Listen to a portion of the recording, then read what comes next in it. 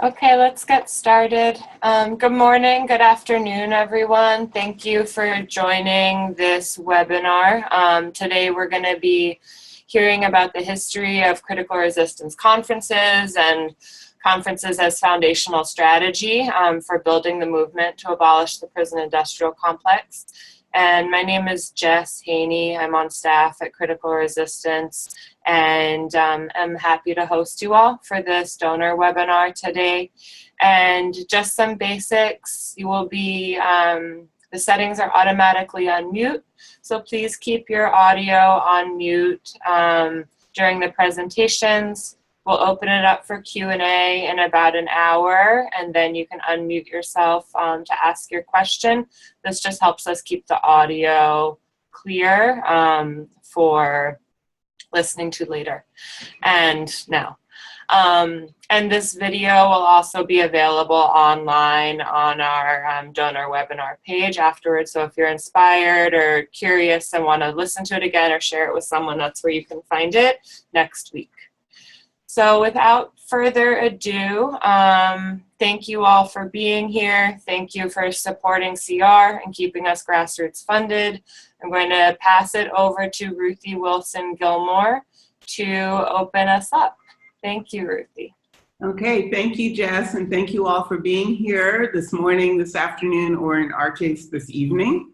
It's great to be part of this webinar.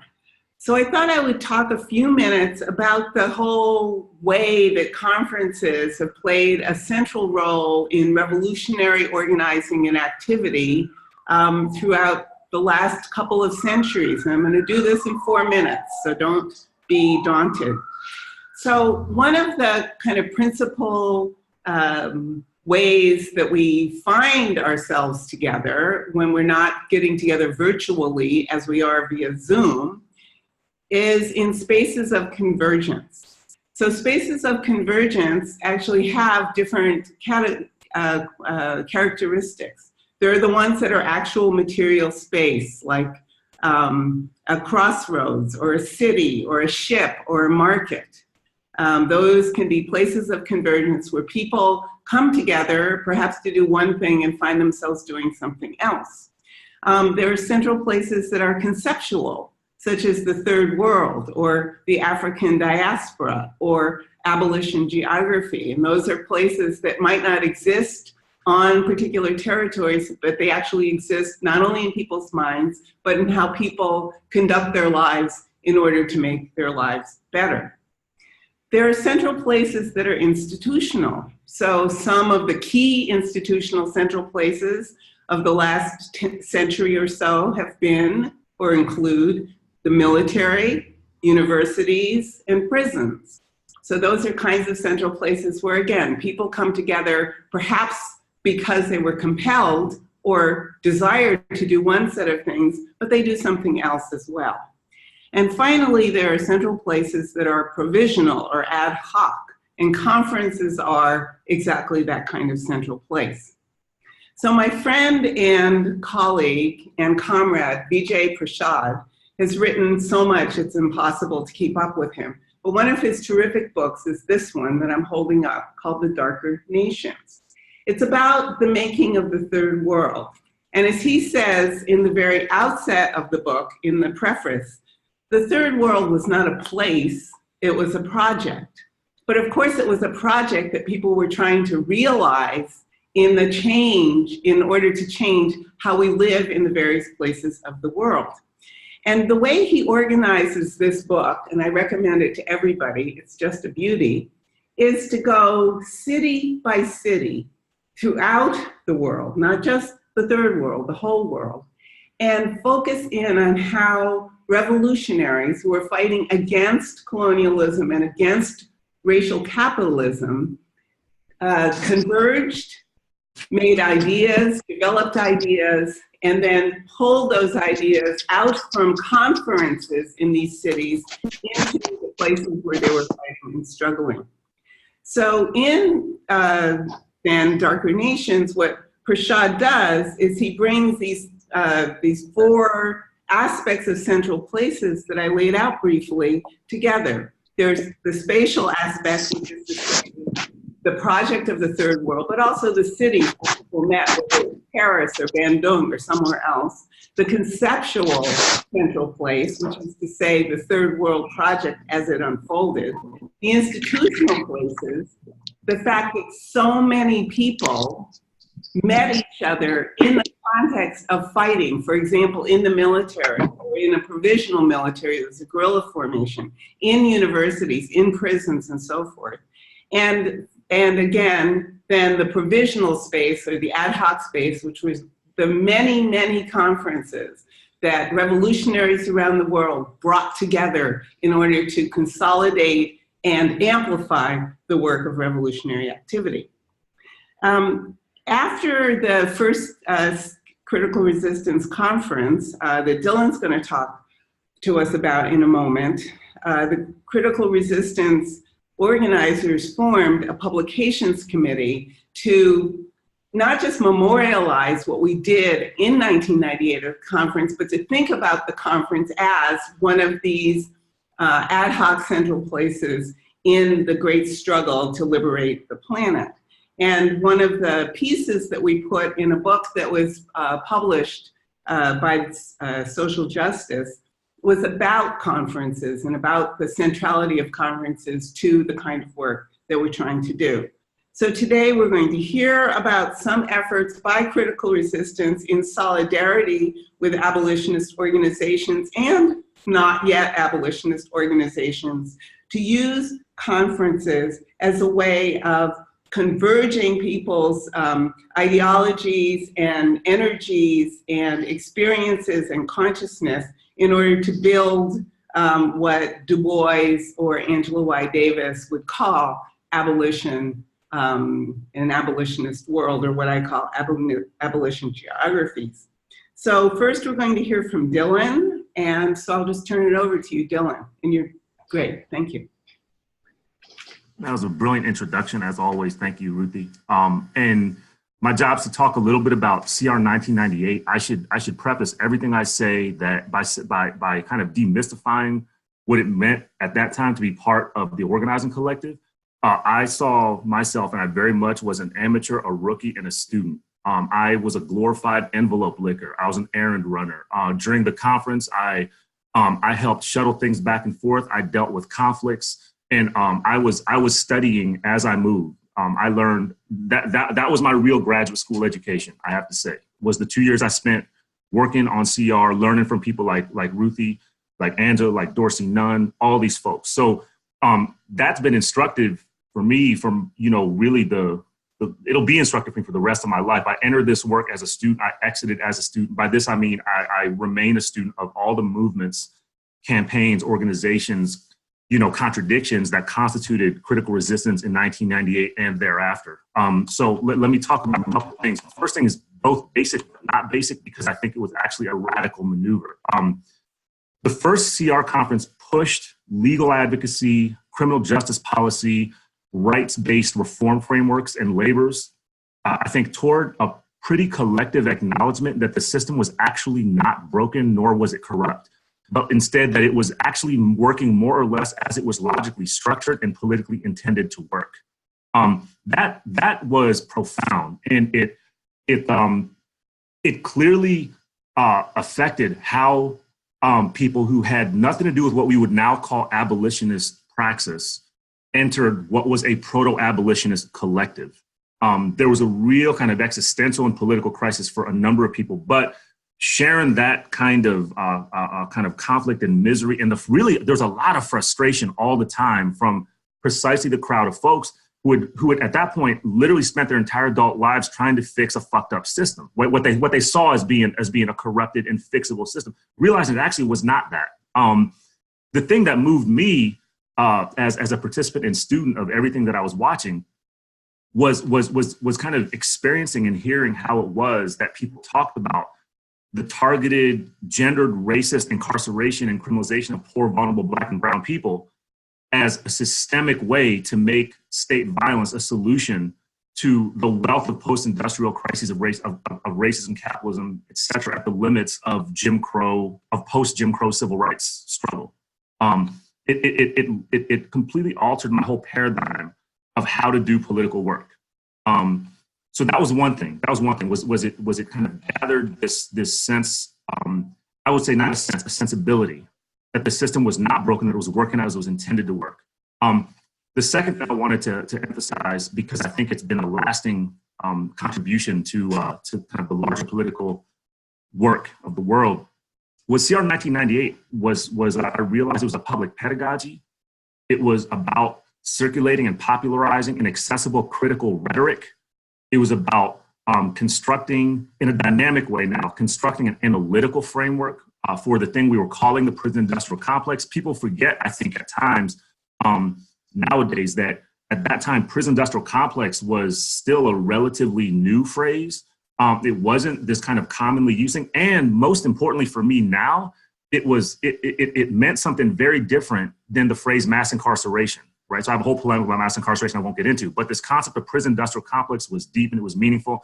And again, what it suggested was that rather than being corrupt, dysfunctional, or broken, this whole kind of set of institutions and regimes that constituted policing, criminalization, and incarceration was in fact working as it was designed to work. So I'll say that this kind of pedagogical, rhetorical, analytical work that CR 98 did became the condition of possibility for what eventually has become the reemergence, I think, and the resurgence, really, of an abolitionist praxis over the last over the following 5 to 10 years. It became speakable. This notion of abolition became speakable once again, and it's on the back of all this work that people were doing around CR 98. The third thing I want to speak to was there was a sense of intimacy, unlike anything I ever experienced or have really experienced this with rare exceptions, and I can talk about that later. But CR 10 was also very intimate, and there's another conference I'll talk about later that was also very intimate. But there was an intimacy of what Ruthie was calling this convergence.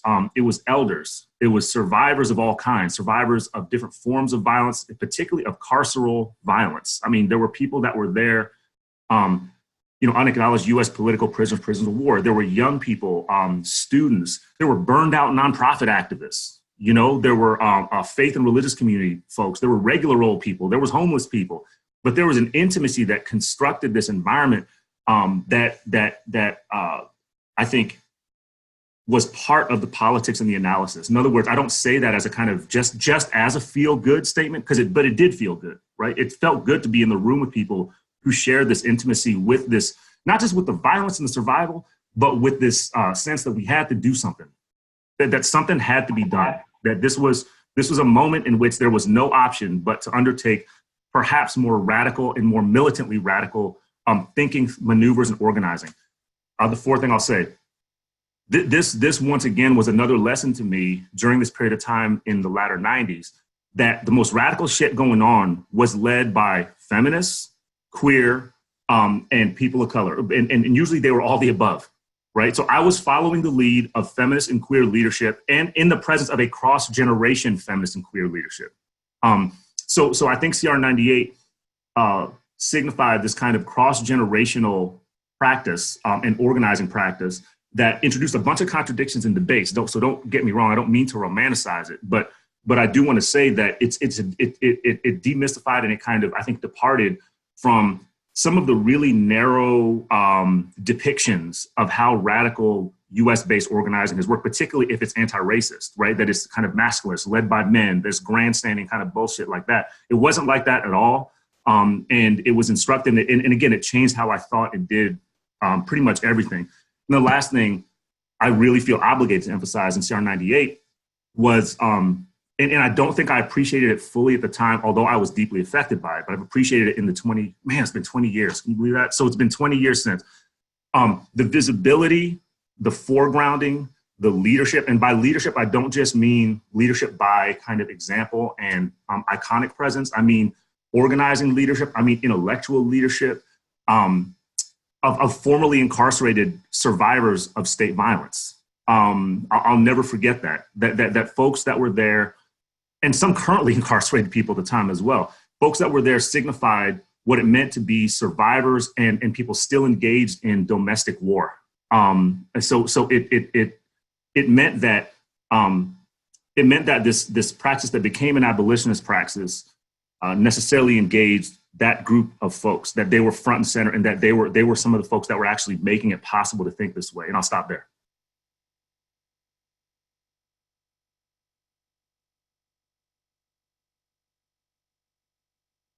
Okay, so the next person we're going to hear from is Craig Gilmore, talking about joining forces. Craig? Hello, everyone. I'm going to read. I wrote something up, so I'm going to read it so that I don't lose my place. Joining Forces was a one-day conference held in February 2001 at Cal State Fresno. The conference's full name was Joining Forces, Environmental Justice, and the Fight Against Prison Expansion. And the conference was a key episode in the then already ongoing campaign to stop the state from building a new prison in Delano. For a little background on that campaign, we need to go back to the days immediately after the CR conference in the fall of '98. Once the conference organizers had caught their breath, CR held a one-day-long meeting in San Francisco at the biggest conference table I've ever seen. I'd say there were 50 or more people sitting around the table. Two topics were central to the day's conversations. CR organizers had long been saying that their plan was, quote, not just a conference, but a campaign. But in the ever more hectic months leading up to the conference itself, there hadn't been time to plan the campaign. So the first question was, what should our campaign be? The second question was actually a set of questions which centered on whether the organizational structure that had worked to plan the conference itself needed to be changed to operate a campaign. Related to that fact was the fact that many of the people who'd organized the CR conference had been basically working on loan from their home organizations and needed to get back to those organizations and couldn't commit substantial further time to moving CR forward with the campaign, although I believe everyone supported it. So around that table, there were a lot of ideas for what the campaign might be about. So there were people advocating that the campaign should be about women in prison, about youth and youth prisons, about political prisoners. But there were very few substantial ideas about what the campaign itself might actually do, what its goal would be, what its aim would be. So there were these broad categories, but we didn't really flesh out either of those questions that day.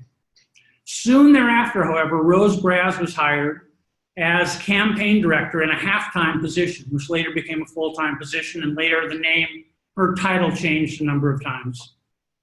So that was in the fall of '98 after the conference. In January of '99, newly elected Governor Gray Davis proposed a 5,160-bed prison in Delano. And by the end of February, Critical Resistance, California Prison Moratorium Project, and a few others had decided to launch a campaign to stop that prison.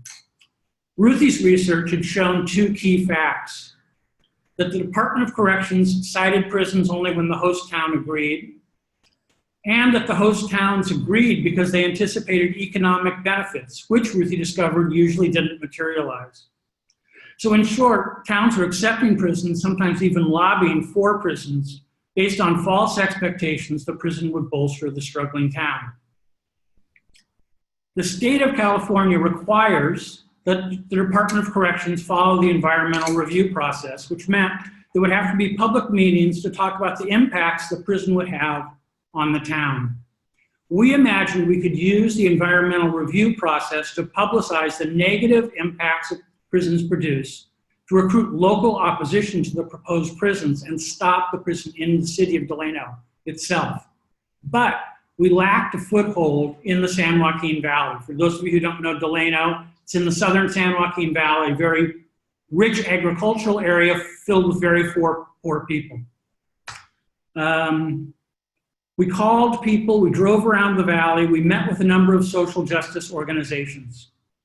We found that there were two main foci of grassroots organizing that might be useful to our work in and around Delano: the United Farm Workers and the Environmental Justice Movement. The EJ movement, which probably all of you know, but just in case, aims to stop the dumping of toxins in poor communities of color. And in the San Joaquin Valley had been organizing around issues like groundwater polluted by agricultural chemicals, pesticide drift, and the construction of toxic landfills. The United Farm Workers, as it turned out, had been working with leading EJ organizations because the environmental harm hit farm workers and their families particularly hard. The UFW's original headquarters are in Delano, as is one of the leading environmental justice organizations in the state, the Center on Race, Poverty, and the Environment. As we spent more time with them, we realized that in addition to opening doors for us in terms of connecting us to local people who could organize in Delano, we could learn a lot from their organizing models. Simultaneously, in July of 2000, CR filed a lawsuit challenging the environmental review process that caught the eye of New York Times reporter Evelyn Nieves, whose August 2000 story in the Times opened a lot of doors, especially from New York funders. We hoped that joining forces, we anti-prison organizers, many of whom had never worked or lived in rural settings, could learn from veteran EJ organizers. We hoped that at least some of the environmental justice movement would take up prisons as an environmental justice issue. And we hoped to network organizers from urban and rural California. Our keynote speaker was Juana Gutierrez, founder of the Mothers of East LA, a group that had stopped a prison, stopped a gas pipeline, and shut down a toxic incinerator in East LA in the last 10, 12, 15 years. They started in the mid-'80s. Juana's message to us was simple. These things are going to hurt our children and our families. She wasn't particularly concerned about whether prisons or gas pipelines were environmental or non-environmental. They were harmful. And she understood that harm could be a way to organize people to stop a project. So the conference then brought together between 200 and 300 people at Cal State Fresno from Northern California, Southern California, and rural California to talk about what we had in common and what our differences were. What did we accomplish?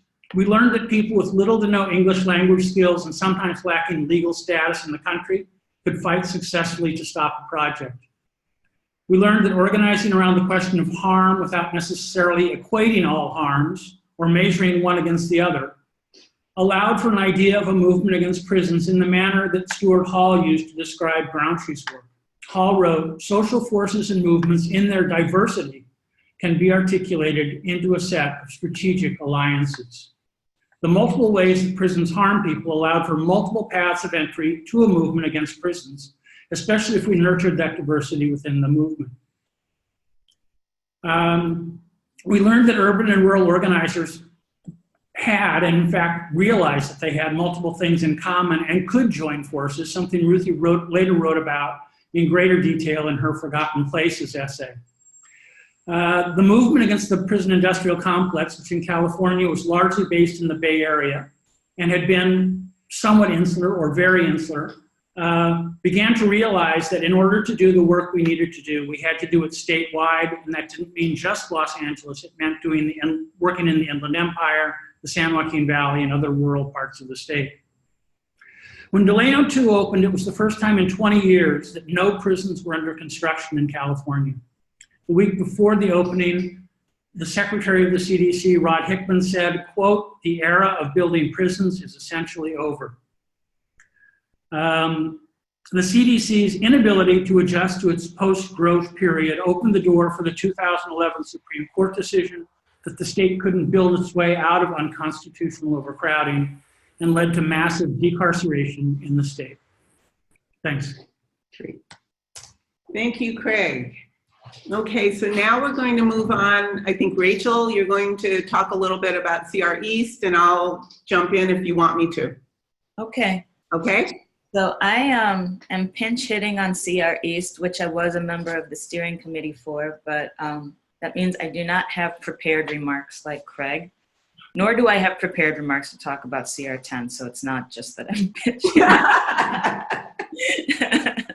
hitting. So Critical Resistance Eastern Regional Conference, which became known as CR East, and commemorated by the poster behind Jess, for those of you who can see Jess on your screens, was exactly what it sounds like, a regional conference to forward some of the ideas and charges that had been raised in the '98 conference that Dylan was just describing, the founding conference. And the region went from Maine as far west as Pennsylvania and as far south as Maryland. And the idea there, I think, really was that people who were interested in doing this conference, hosted in New York City at Columbia University, March of 2001, were really inspired by the '98 conference, really energized, some veterans of political prisoner movement, of the anti-death penalty movement, of the movement for children of imprisoned people, and then a bunch of newcomers, including myself, who were generally excited about the idea of prison industrial complex abolition and wanted to deepen how we thought about it by taking a regional rather than a national focus. So the idea really was to advance abolition, concepts of abolition, to advance this concept of the prison industrial complex, and to think about applications regionally that people could then take into their work leaving out. So the conference, I think, had, memory serves me, somewhere around 2,000 people attend, and was organized by a small group of people, about 7 people, with then a whole host of volunteer helpers to make it go, and was modeled largely on the '98 conference. In fact, one of the very first things before the conference got started was that a handful of the people who were interested in having the conference, some of whom went on to continue to be part of the steering committee for it, and some of whom didn't, went out to California, to the Bay Area, to essentially get the blessing of the '98 organizers to move ahead. And so there was a meeting in 1999 to that effect, like what would some of the goals be, what would be the point of doing this conference. And having gotten support from those organizers in spirit and then later materially, a number of them showed up to help with the final push for the conference, including Ruthie and Craig and Cassandra and a whole bunch of others. We moved ahead and based our idea of what a good conference would be largely on what we had seen work well in 1998. So we held it at Columbia University, which was a controversial decision, I think, among us and among many others.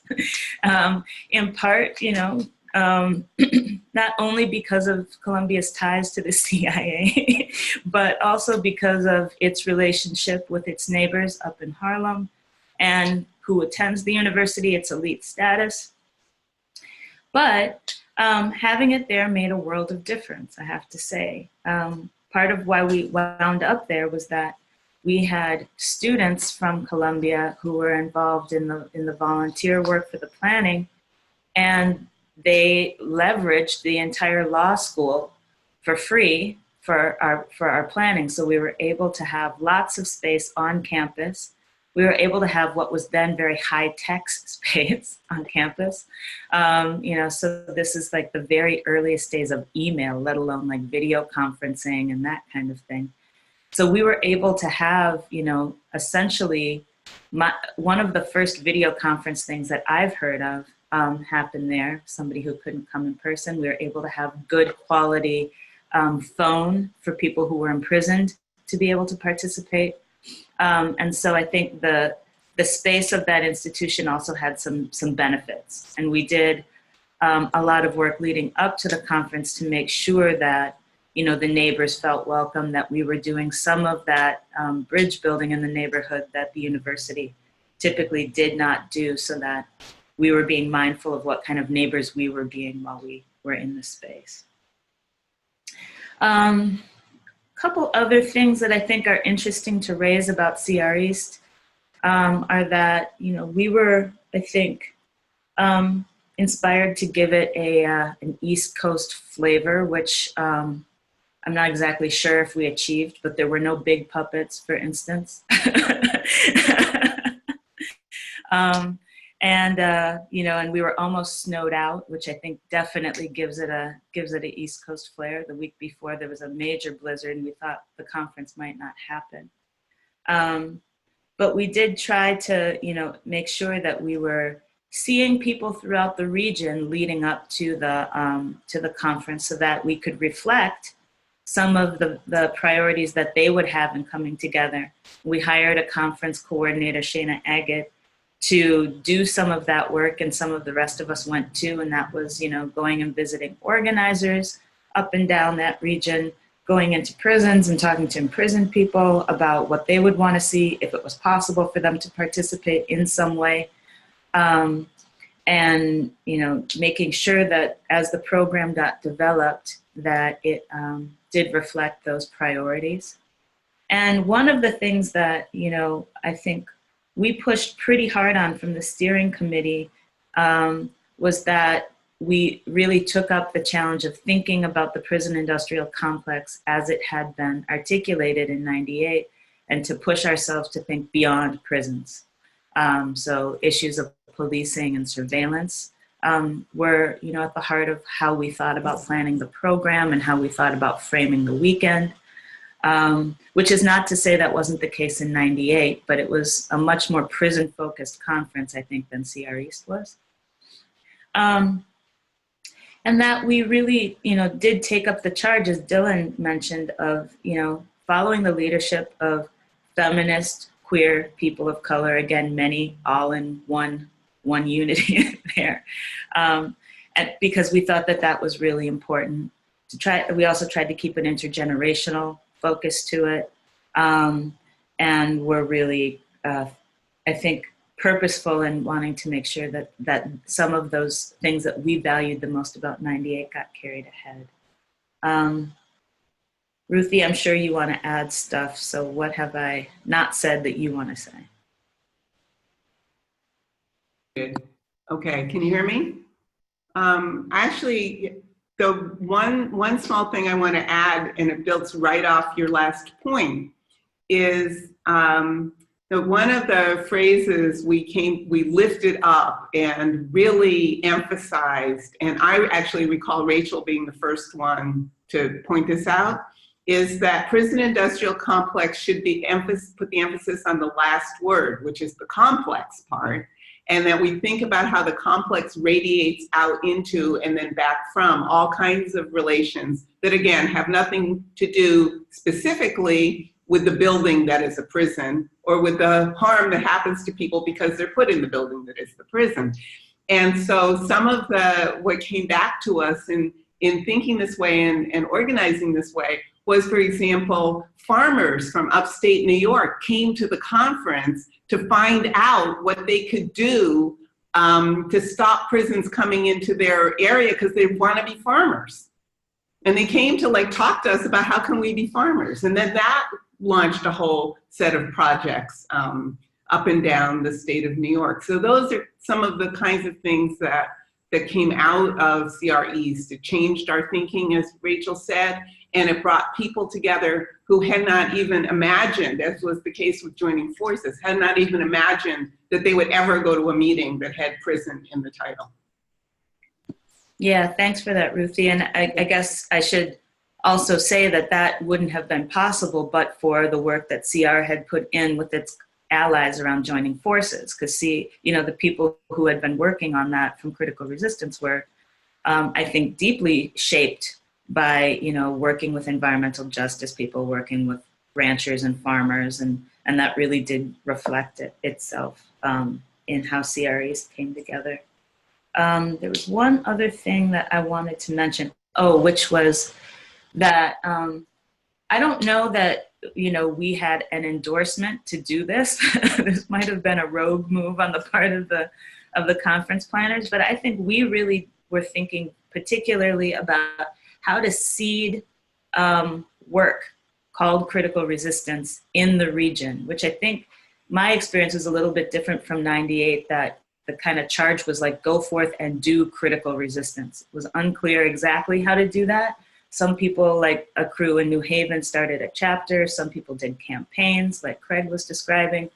But I think that those of us working on the regional conference in the East had the idea that it'd be good to like figure out, are there little nuggets that could be seeded throughout the region that could flower into critical resistance directly? I'm not sure how successful we were in that, but I think that was part of the plan too, was to do a little bit of that building and seeing, can we turn this into stuff that can have some legs, you know, over time. Great. Okay, thank you. So now, as we move right along, Melissa Burch will talk to us about the planning for CR South and what happened. And thank you, Melissa. Thank you, Ruthie, and everyone. So I don't think a moment was lost from CR East to the planning of CR South, which was an organizing initiative that culminated in a conference of approximately 3,000 people across 12 southern states and beyond in the spring of 2003 in New Orleans, Louisiana. Our explicit purpose was to help build the movement to abolish the prison industrial complex in the South as a region, while at the same time building CR as a national organization. And specifically, we sought to highlight the specific history and contemporary dynamics of the PIC in the South. There was a sense among those who were involved in the early stages that much of the national organization that was underway at the time, not necessarily in CR, but and beyond, just in general, that a lot of that organizing didn't quite capture or address the particular issues and politics that are specific to the South. And so the organizing effort was an attempt to both analyze the South as a region and to bring some visibility to the particular challenges of the South, and at the same time to bolster and strengthen the incredible organizing that people were already engaged in.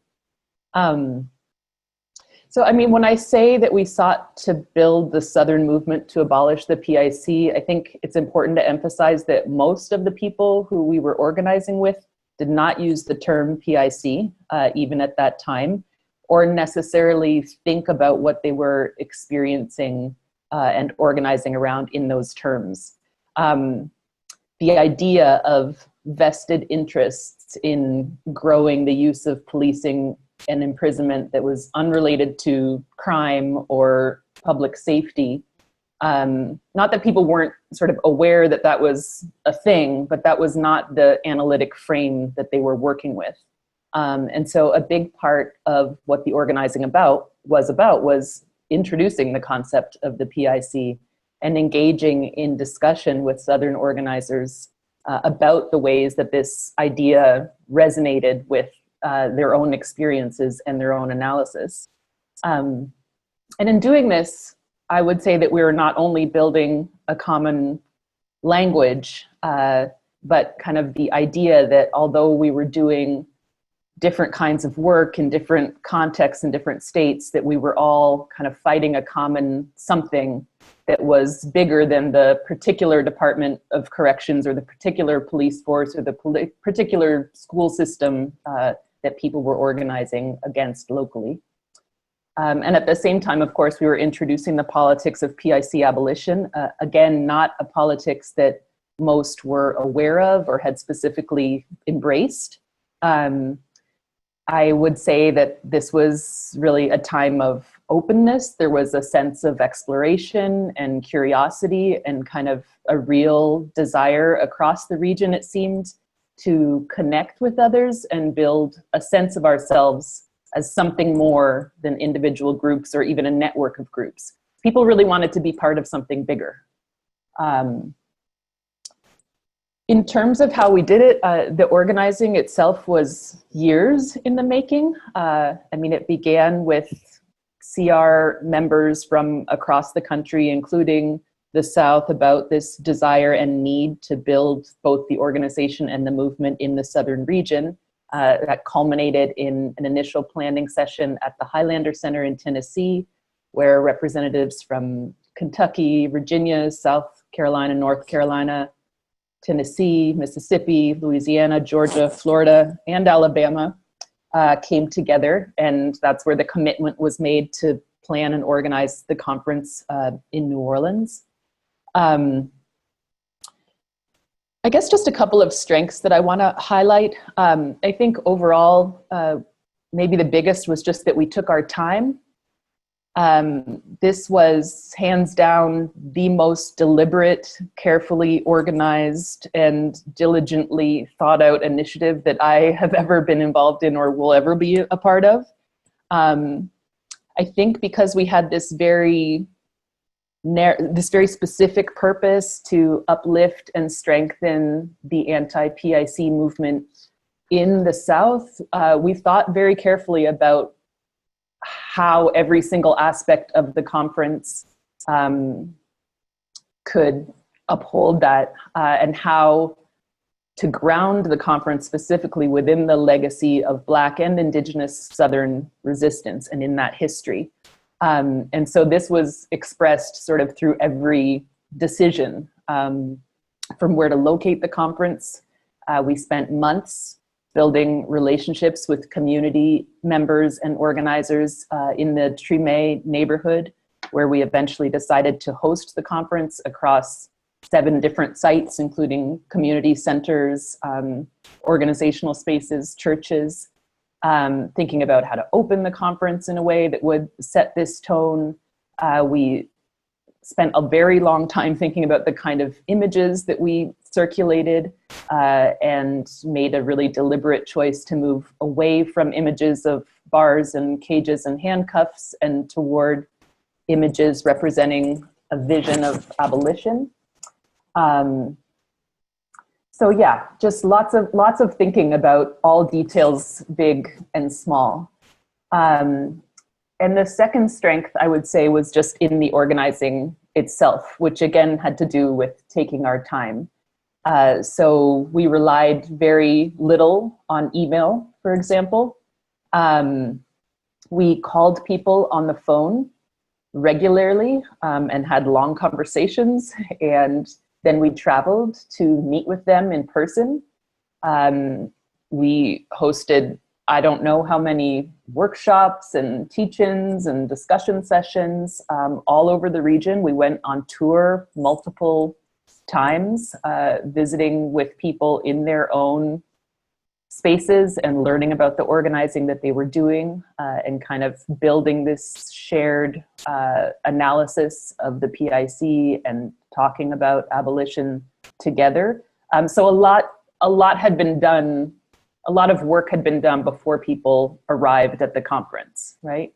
Part of that organizing, a lot of it was also logistical. We worked with people specifically to figure out how they could get their particular members to attend the conference. Where would they stay? How would they pay for it? What would they eat, etc.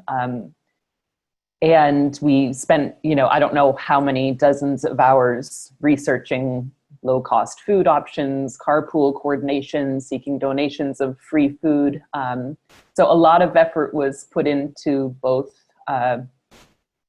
recruiting people to come and making sure that they felt connected to and invested in the conference before they got there, and then also making it possible for them to come. And yeah, I'll stop there.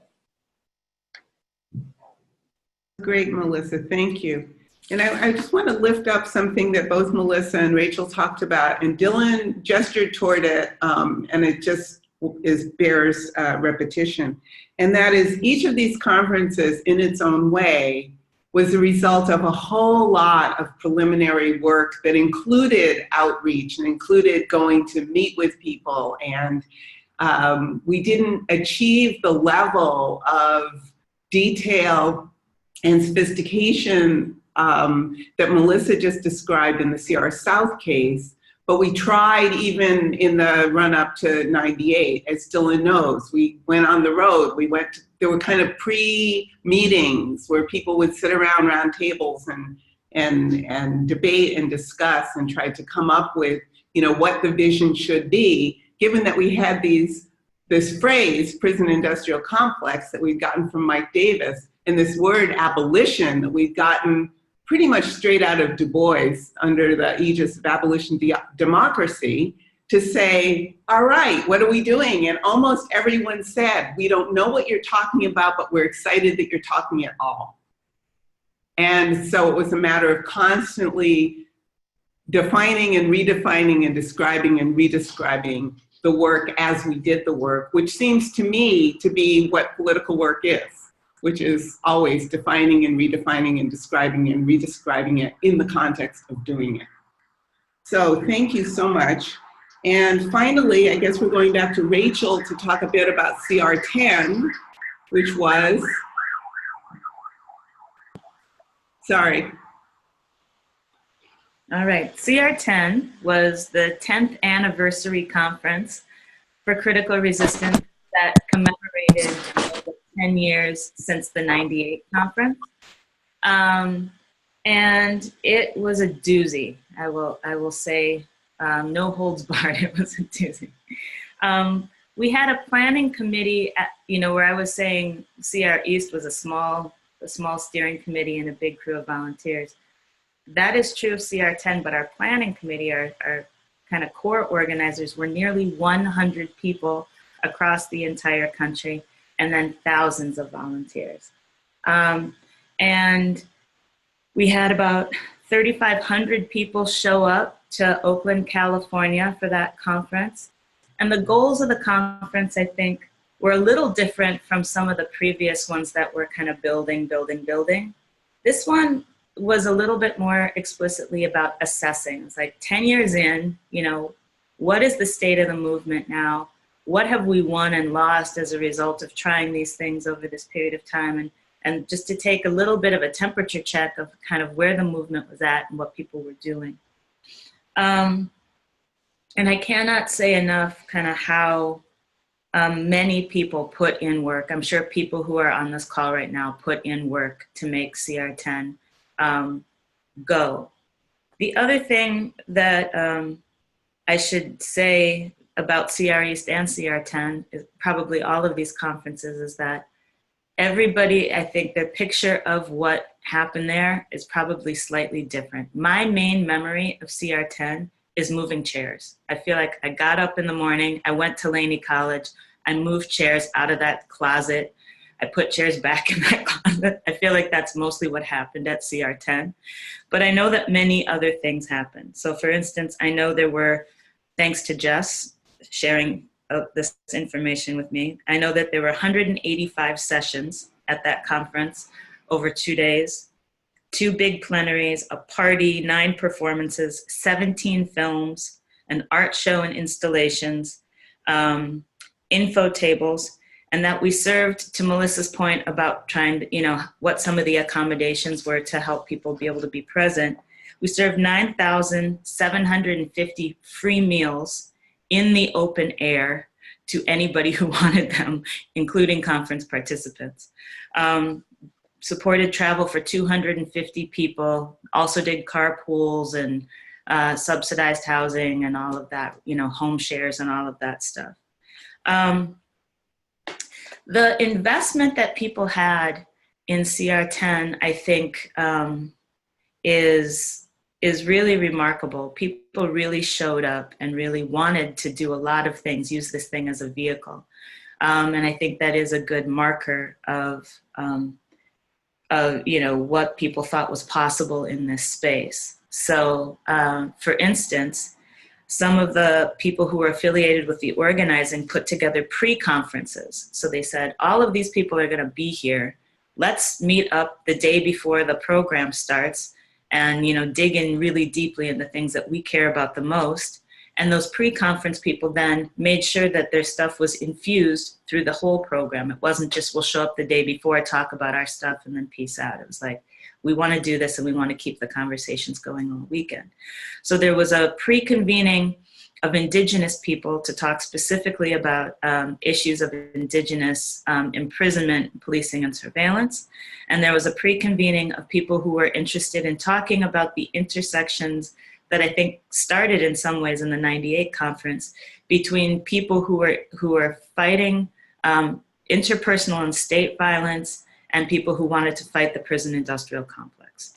So, our partners at Insight, who we worked with for many years, coming out of the '98 conference into their first Color of Violence conference, et cetera, helped convene a bunch of people who had been working on transformative justice, community accountability, those kinds of things, to think through what's the state of these things right now, what kind of interventions are people trying, what could we put into practice, and they did that in a pre-convening as well. And there probably were others that I'm not even aware of.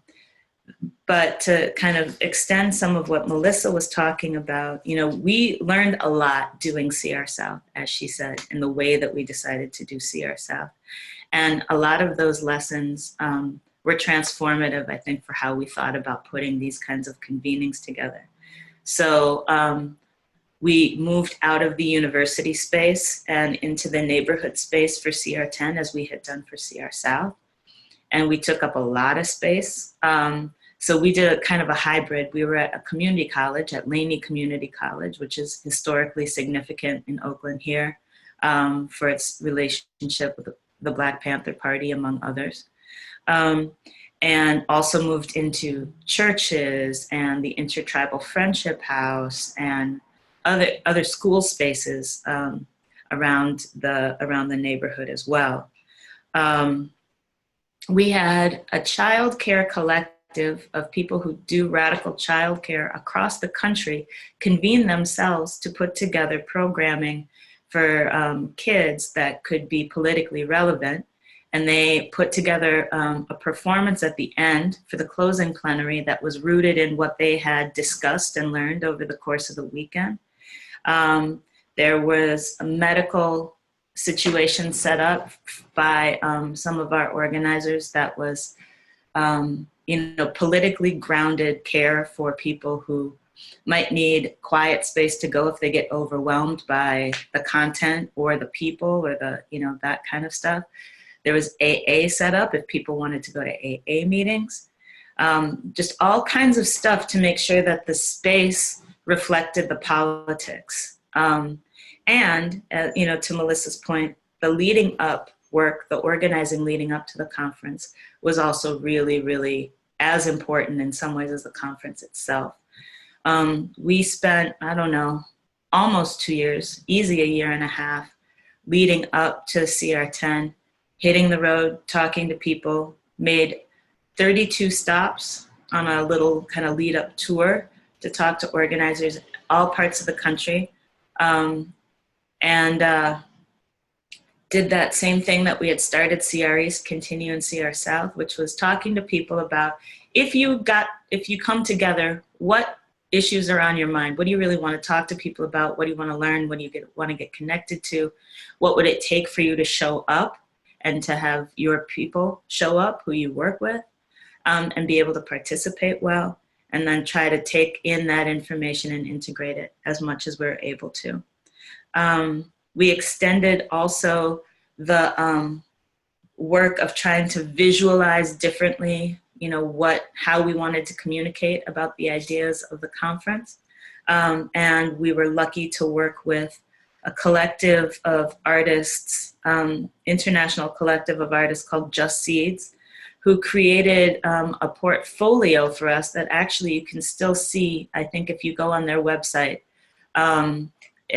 you can still see the portfolio they made for CR10, and the different members of the collective, Jess is holding it up, different members of the collective created images in collaboration with the conference planners to talk about what are other ways of articulating some of the issues that we want to make sure get discussed during the conference. We also put together a publication, which I'm sure many of you have seen, called Abolition Now. And the idea there, and Craig was on that, so Craig, you should correct me if I'm wrong. You were part of the publications crew here for this. But I think part of the goal of that was to be able to engage people in a slightly different way, but to also have some reflections on the content that we were learning over the course of the lead up. So for instance, there's some reflection on, conference planning past. There's some reflection on what critical resistance is 10 years on from people who are involved in it. There was reflection on the CR Insight Statement by Andrea Ritchie, who talked about the impact of putting that together and how Insight had used that as an organizing tool. But then also, articulations of how CR had talked about this concept of the prison industrial complex. So talking about imprisonment, talking about policing, talking about surveillance, and, not just kind of what are we up against, but also how do we fight, which I think is really key.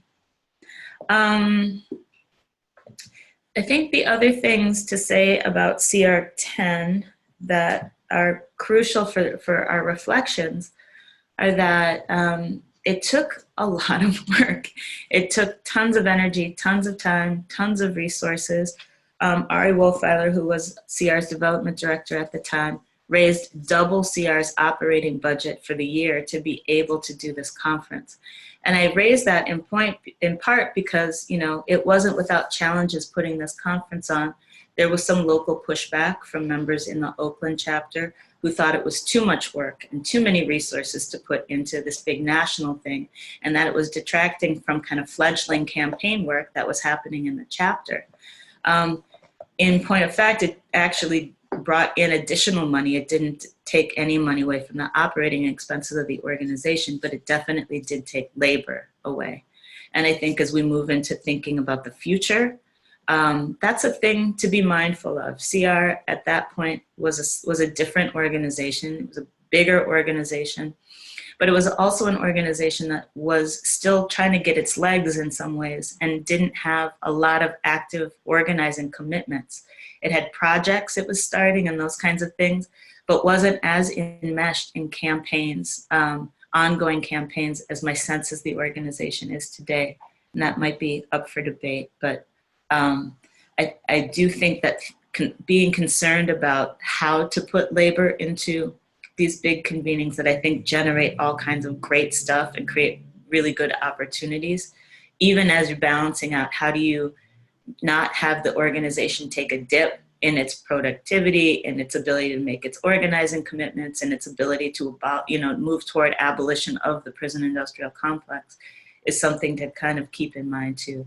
I think we were able to do that through bringing in tons and tons of volunteer support, through Ari's really great work in terms of raising additional resources, and in generally goodwill that our allies and our comrades brought to the place. I would agree with Dylan. It was huge and expansive, but also felt really intimate, felt like a reunion in some ways. A lot of people who had been involved in previous conferences or earlier iterations of the organization came back to put in work on CR10, and that made a big difference, I think. Wait, am I unmuted? Okay, great. Thank you. Thank you, Rachel, and thank you for leaving us with that cautionary note. So before we do a quick round to just kind of scheme and dream, just very briefly, broad strokes about what we might do to create conversion spaces going forward, I just want to lift up some of the key themes that have come up while listening to each of the presentations on the conferences that I hope will be helpful for the folks who have dialed in for the webinar. One of the terms that Melissa used was, she said people wanted to be part of something bigger. And I think that this is something that we should take to heart and figure out how to help people realize that biggerness that we are striving toward, especially in this period where everything is being chopped and diced and sliced into smaller and smaller and smaller organizations, units, territorial commitments, and so forth. And in thinking about people wanting to be part of something bigger, I just want to highlight that in the summer of 1998, about 2 months to the day before the Critical Resistance Conference, the Black Radical Congress took place at the University of Illinois at Chicago. And a whole lot of us went. And our minds were absolutely blown. As we stood at the top, there's that mezzanine in the Student Center at UIC, for those of you who've ever been there. And there's an escalator that goes up, and we had the registration was on the mezzanine level. And I say we because I sat down as a volunteer. I had nothing to do with organizing the BRC, but I was a volunteer. People just arrived all day long. They never stopped arriving. People arrived with pillows under their arms. They had been in cars for 2 days to drive to Chicago to be part of something bigger. And it was in the context of experiencing that gathering, that convergence, that amazing contentious intimacy that we who were part of the CR organizing committee realized that we had to rush back to Oakland and make what we had planned to be for 500 people a whole lot bigger, and about 3,500 people showed up. The other thing that I wanted to point out is that while we all in the various configurations of conference organizing described did reach out to people who are already organized and go to their places of organizing and work and try to come to understand campaigns and understand together how we could, as it were, join forces. Another thing that we did was to start organizations where we saw a gap where people were struggling. We pulled together organizations. This happened in California and beyond. For example, Education Not Incarceration was one that Critical Resistance played a large role in helping to organize. Californians United for a Responsible Budget, another. Central California Environmental Justice Network, yet another. And then the connection between Insight and CR that a couple have brought up, and I think Dylan was actually at the table hammering out the CR Insight statement way back in 1998, was something also important that made everybody be part of something bigger, but not just for its own sake, however, but for the sake of promoting something that we have come now to call abolition, and that itself might need to be refreshed and renewed. So with that, let's go around and just, could people say, if we were to have another convergence, have another conference, what should it look like? And this can just be bullet point kind of thing. So 2 or 3 highlights. So why don't it's Dylan? Let's start with you. I'll be real quick. My urging would be to draw from the example of the work that this group that I'm privileged to be part of called the Abolition Collective. They did something about a year ago, October 2017, that was actually called a convergence, Ruthie. So it actually was using that language. It was called Abolish Border Imperialism, a convergence for abolition and decolonization. So what this conference did that I think kind of models what we maybe can and should be doing now is a couple things. First, it prioritized a brainstorming of how to draw connections of vision, of organizing, of other kinds of collective practice across a global and transnational sense of abolitionist place. So there's that.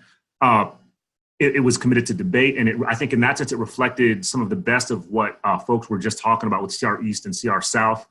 It also drew from things that were relatively unique about the conditions for abolitionist work in Minneapolis, such as, a Somali refugee population, the organizing around after the murder of Philando Castile, and so forth. There was actually, I think, a panel called Police Free Minneapolis. So I think it exemplifies both the local and transnational connections that folks can and should be drawing all the time. The other thing that I think it exemplified is the usefulness of constantly drawing and building a working historical and present tense inventory of abolitionist work as a working vision and as a working practice. It's something that's alive. It's something that people debate. It was great. The debates were intense. It was contentious, but there's also a sense of shared purpose within the debate and the intensity. I think that in our kind of current historical moment, if we're going to inhabit it as abolitionists, that one of our obligations is to constantly demonstrate an abolitionist present tense. So I think that's my big point. We have to show an abolitionist present tense. We have to perform it all the time. That's what we got to do in any kind of convergence or conference. Great, thank you. Thank you. Craig? I'd like to follow up on what Dylan said and what Rachel was talking about in terms of the pre-convergences that happened at CR10. I love the big tent conferences in which you get a chance to learn from people who do work nothing like yours. But I also like the idea of the more focused, we're all working on the same issue, how can we get better at it? So for example, Dylan just said, abolition and decolonialization. I would love to see CR do things like CR and housing rights or gentrification. Abolition and housing rights, abolition and municipalism, abolition and public health, abolition and organized labor, and perhaps at the top of my list would be abolition and fascism. And not simply in the way that, Dylan has reminded us that we have not really left a fascist state, but the current flowering of, sort of almost classic fascism that's happening. And this takes me to my second point. I'd like to see some of these be more internationally focused. And I don't mean necessarily, they could happen in the United States, they could happen elsewhere, but I'd like to, for us to figure out ways that we can bring people from different countries and different continents and different languages together better than we have in the past. Because a lot of the things we're fighting are not national problems. They're not local problems, they're international problems. And that's it for me. Fantastic. Let's see, where are we in time? Rachel? If I may, I just want to add one other kind of not brainstorming thing with that, but I think is relevant to thinking about anything that would happen in the future, which is, I don't know that any of us spoke deeply to the political contexts in which these conferences were happening. So, for instance, I think it made a huge deal in terms of the conversations that happened at CR South that the United States had just declared war, right? And that bombs were dropping as we opened the conference. Or, what is the difference between having a conference in 2003, 2008, post September 11th, and March of 2001, pre-September 11th. So, the cops were on the ropes in New York in the spring of 2001 in a real way. And we could have a very different conversation then about policing, and people's orientation toward kind of the violence of policing was really different than it was immediately following September 11th in New York, for instance. So I think those contexts, like what is happening, so to Craig's point, about the flowering of fascism now, I think that has to be part of the conversation. What is happening politically in the world that, shapes and contours our understanding of what's possible, but also what we're reacting to. Mm-hmm. And in terms of the bullet points, my primary thing is, what is the purpose? And is a conference a good tool or a good vehicle for reaching that purpose? I think conferences are very good tools for putting somebody on the map, or building interest in an idea, or reminding people that they're not alone in the work that they do, or doing some assessment. If the goal is not some big broad thing like that, then I'm not sure a conference is the best tool. And I guess I would want to know from Critical Resistance, if you're going to pose this question to us, what is it you're hoping to do? What's your strategy? Because I think then we can determine, is a conference a good, tool to use in reaching your strategy? Absent that, I'm not necessarily for kind of just holding more conferences, even though I know that they can be remarkably powerful tools. So I have no bullet points. I want to know what the strategy is, and then my bullet points could follow from an understanding of what people are trying to achieve. Melissa? Yeah, I guess my bullet is kind of broad too. I'm really just, kind of using my reflections about CR South as a point of departure. Again, I really think, as I reflect back on it, that the sense of shared mission was essential. Like, it wasn't just, oh, it would be good to do something in the South, We really, organizers who, across all these different communities really felt that we needed the conference. Like it felt urgent. And I guess this is kind of in line with what Rachel is saying. We had this specific purpose to come together and to grow what we were doing, both conceptually and actually. So I guess my bullet is just that the next thing should be born from that, from a need that feels burning among those who are actually doing daily work in communities. So maybe not to sort of what could we do that might be useful, which there are so many amazing things that CR could do that would be useful, but rather, you know, what is the burning need from people engaged in the work? Well, thank you all. And I think, let me look at the time. So we have a few minutes for questions or comments from everybody who's been muted the whole time. Yeah, so what we'll do is, why don't we see, we'll take like 3 questions, and please, if you can make a question, not a soliloquy, that would be great. And then we'll deal with them, and if we have time, we'll do another round. So would anyone like to ask something? And I can't do the unmuting, so you have to unmute yourself, or Jess is in charge of this. I can help unmute. If you're on a computer, it's pretty easy to unmute yourself or a phone. So, but I'll help. Chat me if you're struggling.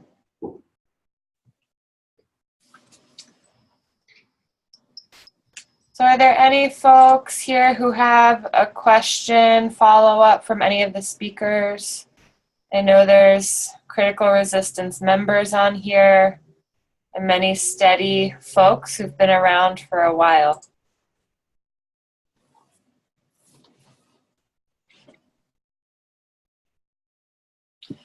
I have a question, not for our esteemed panelists, but for our esteemed joiners, which is, you know, are there people who are here with us who did participate in any of these conferences, and what kinds of impacts do you feel like they had? I'm interested in knowing also from participants, you know, like what are the lasting legacies that you see of having helped make these things go or participated in them?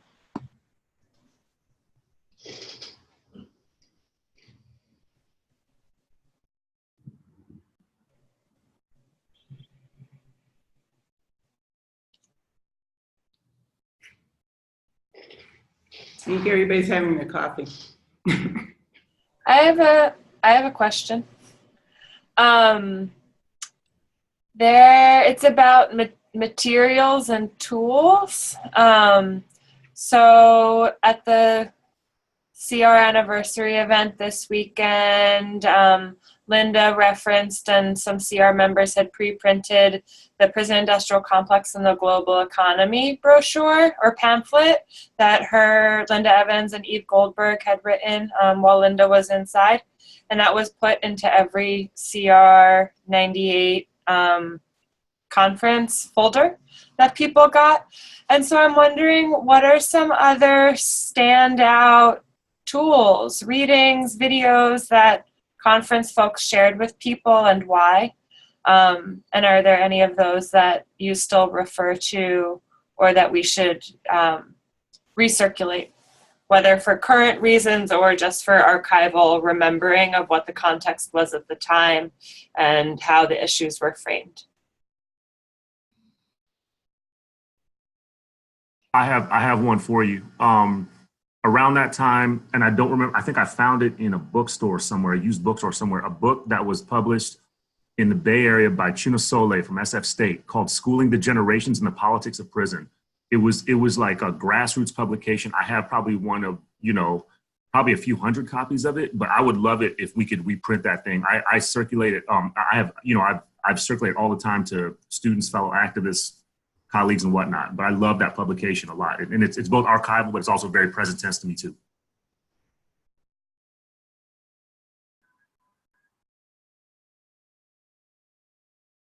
I think that issue of social justice, of the journal Social Justice that Ruthie and Dylan referenced, it's still a keeper. You know, that interview, yeah, thanks, Jess. that interview between you and Angela, Dylan, I think is still really interesting, really relevant. I used it recently. I think and there's a bunch of really good stuff in there in that whole journal issue. So I think that's one to promote.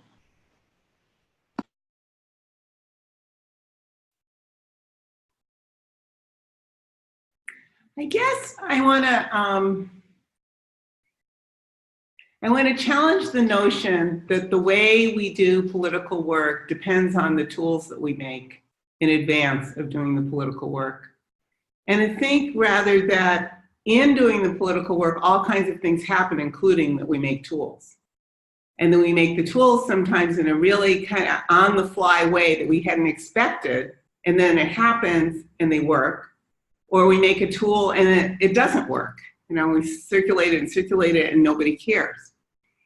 And for me, the purpose of convergences, and I'm not particularly committed to it being a critical resistance convergence, but the purpose to convergences that have extremely developed commitments to trying to fight through liberatory ideas and practices is more important than ever before. And that is not the same thing as saying there ought to be conferences and all conferences are good, because that's not the case. Some conferences, they're just institutionalized repetition of the same thing. So in my experience, and I think, Rachel, you've been to 1,000 more places than I have on this planet's surface, but in my experience in recent years of wandering off in the world and going to, say, South Africa, where people are trying to figure out how to fight against criminalization, sexual violence, housing precariousness, lack of infrastructure, blah, blah, blah, all of those things at once. And finding that people who are themselves very organized are really intrigued by some of the thinking about abolition, and then are thinking about abolition changes in the context of debate and discussion matters, I think, going back to what Prashad was trying to help us think about, in how we can make the work that we do seriously transnational and seriously transformative. Which doesn't mean that local stuff can't happen too, but I actually don't see how the local is going to save us. I actually don't see it. Even though local work is absolutely essential, I don't see how it's going to save us. So the stretch that's possible, sorry about the sirens in the background, the stretch that's possible to develop in thinking and practice by creating these temporary central places seems like something we might consider. And I'm also moved to repeat something that Melissa said a few weeks ago when we were together in Atlanta reflecting on CR South. And I had asked to the panel of CR South organizing committee members, what's your regret in what we had done? And Melissa said, I never should have left, which I took to mean we got something going that didn't keep itself going. And so the question is, how can those things be kept going? So those are just some reflections that I have on the problem or the challenges about convergence and the question of tools. Just going back to your question about tools and thinking where you started, Ruthie, that some of the tools we think are going to be good are not that great, and some that get developed on the fly wind up being good, you know? There's a thing we developed, for CR10 that I can see behind you, Jess, or maybe that's not the version of it. There's a thing, I shouldn't say we, I should say Shana Agate specifically. I don't know that the rest of us had really anything to do with it. But Shana put together this timeline that wound up in the program book, but also was on the back of a poster for CR10. And I feel like that was really, really helpful, because it wasn't just a history of critical resistance. It was, here are some really key things that were happening in the world that the organizing responded to. And I feel like that, I wound up using that a bunch after the conference. And while it was happening, I mean, those of you who work with me know I'm just like grumpy. It's like, why do we have to make one more thing? But I feel like that thing was really helpful. And everybody got it, So I thought that was great. I think that portfolio that Just Seeds did for us, the fact that people are still using that is really good. I don't know what you think, Craig, but I'm not sure Abolition Now, it took a lot of labor, not by me, by David Stein and Liz Samuels mostly, but I think it is a useful thing. I'm not sure that it did something dramatic for the conference, but also was a way of us being able to engage people in a variety of ways. I feel like those publications are also, we could have used that better to solicit messages from inside or to highlight imprisoned people's writing. I think that might have been a different way of making that a useful tool. Hey, this is David Stein. Can you hear me? Yes. Yes. Cool. Rachel, to your point to your question from a few minutes ago, I was muted about kind of like ripple effects of folks that participated. And I think CR10 was a real moment as it was kind of designed, as you talked about, to kind of really solidify abolition as an idea. And, when I remember back to 2 years later, there was the so-called prison justice kind of people's movement assembly at the 2010 US Social Forum. And a bunch of people got in a room and they're like, okay, how do we create prison justice? And they came out of that room saying, there's no such thing as prison justice without abolition. And I think that consensus among, 100 to 200 activists, that doesn't happen without CR10.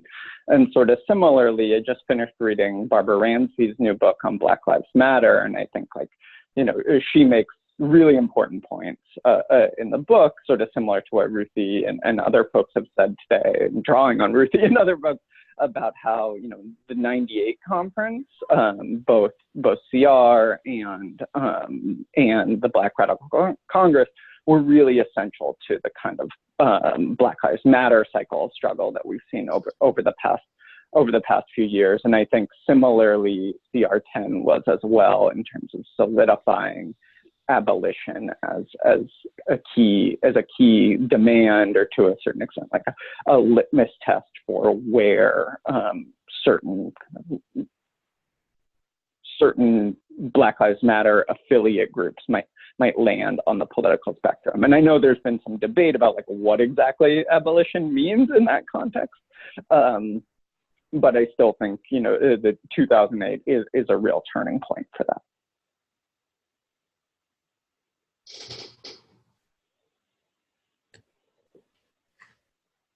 Any other questions? Comments?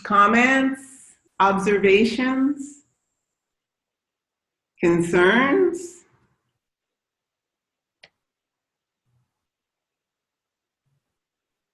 I'm getting a question in the chat. Okay, question in the chat, and then I have another chat question. So here's two. Okay, and these are all related. So question of scale. I'm interested in how a conference gestures at transitioning scale. So bringing everyone together, sending them out to do something, or doing a focused effort like Delano 2. If not a conference, what is something that could be done to accomplish the grand scale of 3,500 people? Then how has CR's work existed outside of the United States and moved outside of the United States? And then another question is, what is the relationship? This is coming from someone who is at work, so thank you for being on both. I have a question about the relationship between other convergences like the United States, so U.S. Social Forum, as ICOPA, International Conference on Penal Abolition, as spaces to build PIC abolition organizing. So this could be historical, or that could be now in relation to those things that are happening. There's 3. Okay. Anybody want to start? I'll talk a little bit about CR's work outside the United States, but I'm sure others of you have ideas about this as well. CR's work has primarily been inside of the States. At one point, we had a chapter in Sydney, Australia. We've had groups of people that we've worked with in different parts of Canada, but primarily it's been, the membership has been based in the United States. I think the work translates all over the place, and I'm always surprised actually when I go places and people know about critical resistance and know in some depth about critical resistance. And I think that has a lot to do with, the work that you do. For instance, Ruthie, you speak a lot internationally, and I think people, associate you with the organization. You talk about the politics, and I think that really matters. I think things like ICOPA help that as well. The International Conference on Penal Abolition is essentially a conference. It happens nowadays, I think, every year. It used to happen every other year. And people from critical resistance have had relationships to that conference in various ways over the years. But I think, infusing some CR energy into that space has been really helpful to translate things internationally as well. The publications go all kinds of places. We did a visit to South Africa in 2001 for the World Conference Against Racism and, met all kinds of people there. I know that, we were in Europe, we've been in Latin America to have these conversations with people, and I would agree with Ruthie that particularly internationally, those kinds of opportunities to meet are really, really crucial. And so, to Craig's point, I think any future thing should be internationalist in nature and should really take that seriously. But I think the ideas, and I think we also have to credit Angela Davis. I think, she travels more than anybody I know and travels internationally and references critical resistance and specifically in the politics of PIC abolition, I think most every time she speaks. And so she's amazing international, ambassador for the organization and for the movement.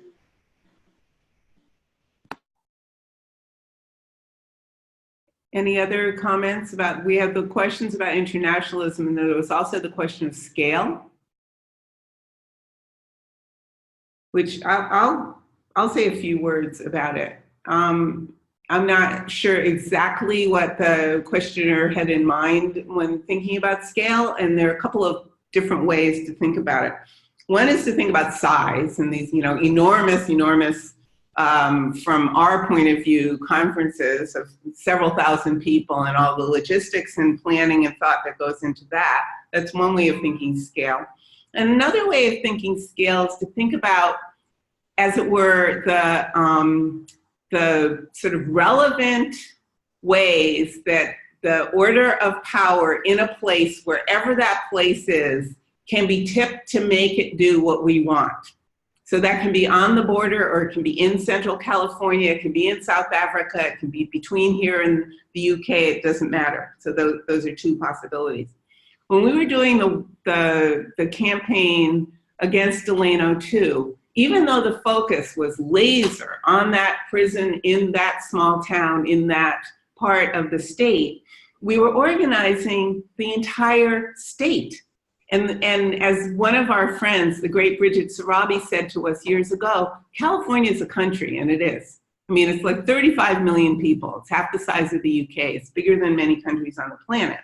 And so in trying to organize that, we learned that what we were doing was organizing transnationally and internationally with, for example, Mixtec people from Oaxaca who are long-distance migrants who work in the fields in California and live in colonias and don't have documentation.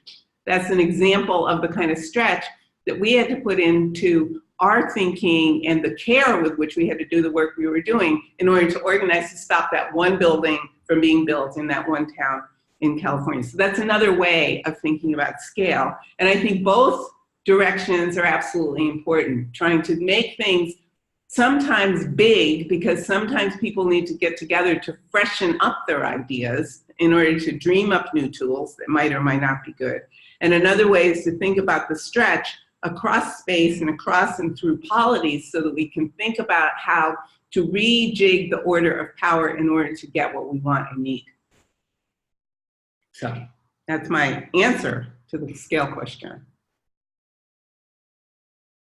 And I hate to say it, but we're 1 minute past, I think, our official end time. So I want to thank everybody for tuning in today, this morning, this noon, this afternoon, this evening. And I especially want to thank all of my comrades for presentations. And Jess, thank you for your amazing patience in getting us all together and getting us doodled and getting us here on Zoom. So thank you all. Power to the people, abolition now. Thank you, everyone. Bye. Bye. Everybody, thanks. Bye. Thank you all. Bye.